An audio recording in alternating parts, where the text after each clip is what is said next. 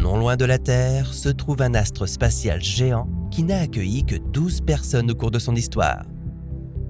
Que se passerait-il si nous mettions notre satellite au travail en le recouvrant de panneaux solaires?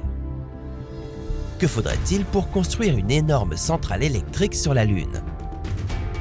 Quelle serait la taille de cette installation? Et de combien de temps aurions-nous besoin pour terminer cette méga construction? Voici Et si, et nous nous demandons ce qui se passerait si nous recouvrions la Lune de panneaux solaires. Parce que la Lune a peu ou pas d'atmosphère, il n'y a ni vent, ni pluie, ni nuages sur cette roche spatiale. Si un météorologue lunaire vous donnait les prévisions, ce serait toujours la même chose. Encore une fois, aujourd'hui, vous avez une température maximale de 130 degrés en plein jour. C'est éclairci, il fait beau. Imaginez la quantité d'énergie que nous collecterions dans un endroit où le soleil ne cesse de briller. Mais comment pourrions-nous construire une centrale solaire sur la Lune? Une entreprise japonaise, Shimizu, s'en occupe déjà. Ils veulent construire une Lunar Ring. Oui, comme son nom l'indique, un anneau de panneaux solaires qui s'étendrait autour de la Lune.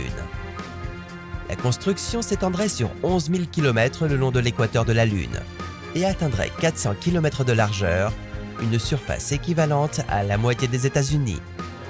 Où trouverions-nous sur Terre suffisamment de matériaux pour assembler cette énorme centrale solaire? Eh bien, la réponse se trouve en dehors du budget naturel de notre planète. La plupart des matériaux de construction proviendraient de la Lune elle-même. Il suffirait de mettre en marche les premiers équipements sur place, juste de quoi commencer à en construire d'autres et à fabriquer des robots lunaires.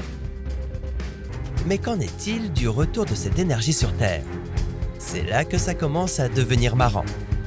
Sur la Lune, la centrale lunaire transmettrait l'énergie solaire aux installations de conversion d'énergie. De là, l'énergie convertie serait acheminée vers des stations de collecte d'énergie sur Terre à l'aide de lasers et d'ondes hyperfréquences.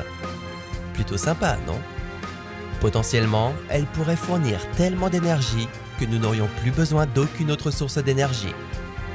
Peut-être que la construction de la centrale électrique lunaire se ferait en même temps que la construction d'une base lunaire occupée par l'homme, qui deviendrait un jour une colonie humaine pleinement opérationnelle.